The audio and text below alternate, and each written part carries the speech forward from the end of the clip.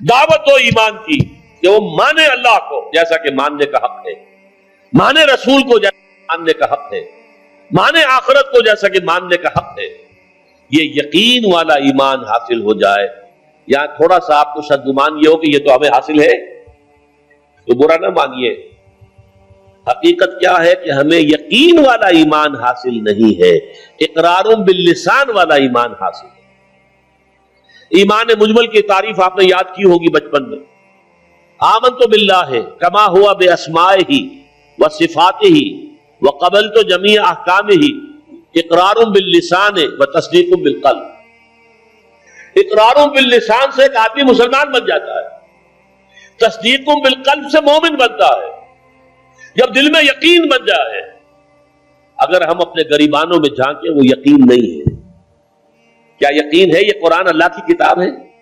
اگر یقین ہوتا تو ہم اسے بے اعتنائی برتتے، اسے سمجھنے کے لیے عربی زبان نہ سیکھتے، اس کو دن اور رات کے اوقات میں تلاوت نہ کرتے، اس کے گہرائیوں کے اندر غوطہ زنی نہ کرتے۔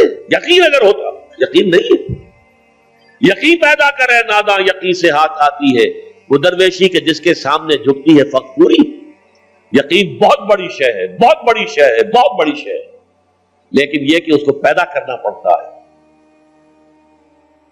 اور اس کا منبع اور سرچشمہ یہ قرآن مجید۔ مولانا ظفر علی خان کا شعر ہے بڑا پیارا، وہ جنس نہیں ایمان جسے لے آئے دکانیں فلسفہ سے، ڈھونڈے سے عاقل کو یہ قرآن کے سپاروں، قرآن کے سپاروں میں غوطہ زنی کرو، تدبر کرو۔ افلا یتدبرون القرآن ام علی قلوب اقفالها، تو دل میں یقین پیدا ہو۔ اچھا، اس یقین کی علامت کیا ہوگی کہ یقین پیدا ہو گیا ہے؟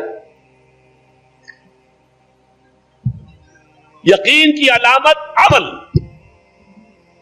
شریعت کے جس حصے پر آپ عمل کر سکتے ہیں، چاہے مشکل ہو، تکلیف آئے، فاقہ آ جائے، لیکن کر سکتے ہیں، اس پر عمل لازم ہے کرنا۔ وہ حصہ کہ جس پر آپ نہیں کر سکتے، میں یا آپ چور کا ہاتھ نہیں کاٹ سکتے جب تک کہ نظام نہ بدلے، قانون نہ بنے۔ میں یا آپ یا ہم سب مل کر بھی یہاں کسی زانی کو رجم نہیں کر سکتے جب تک کہ قانون نہ بنے اور عدالتی نظام کے تحت جو ہے اس کا فیصلہ نہ ہو۔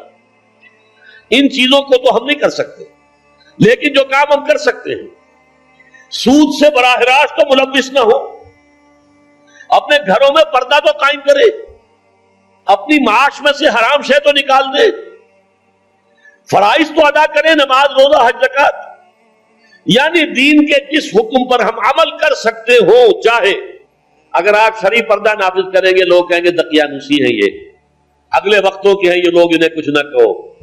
آپ کا سوشل بائیکاٹ بھی ہو سکتا ہے، آپ کو اپنے بچوں کے رشتوں کے لالے پڑ سکتے ہیں، ان کے ہاں کون کرے؟ یہ لوگ جو ہیں یہ تو ان کے شرعی پردہ، یہ سارا کچھ ہوگا، لیکن کر سکتے ہیں آپ۔ کوئی قانون نہیں بنا ہے اس ملک میں کہ عورت برقع نہ پہنے، کسی نے قانون بنایا؟ پھر اگر اتارا تو کس نے اتارا؟ خود اتارا نا ہم نے۔ جس کے پاس 2 پیسے ہو گئے اس نے سمجھا کہ برقع تو شاید صرف غربت کی علامت تھی، اب 2 پیسے میرے پاس ہو گئے، برقع اتار دیا۔ چادر آ گئی، پھر چادر اتنی، دوپٹہ رہ گیا، وہ دوپٹہ بھی صرف رسی بن کر گلے کے اندر پڑ گیا۔ اللہ اللہ خیر صلی اللہ۔ یہ سارا کچھ ہو رہا ہے کہ نہیں ہو رہا؟ یہ کون کر رہا ہے؟ ترکی کے اندر تو قانون کرایا گیا، یہاں تو کسی نے قانون نہیں کرایا، یہاں تو ہم خود کر رہے ہیں۔ تو پہلا مرحلہ جو ہے ایمان یقین والا، اس کا ثبوت یہ ہوگا کہ شریعت کے جن احکام پر عمل کیا جا سکتا ہے ان پر لازماً کیا جائے۔ اگر یہ بھی نہیں ہے تو گھر بیٹھیے، پھر اسلام کا نام نہ لیجئے، اسلام کے غلبے کی جدوجہد کا دعویٰ نہ کیجئے، اسلام کو بدنام نہ کیجئے، اس لیے کہ اگر اپنی ذاتی عمل کیے بغیر آپ یہ کریں گے تو آپ اسلام کو بدنام کریں۔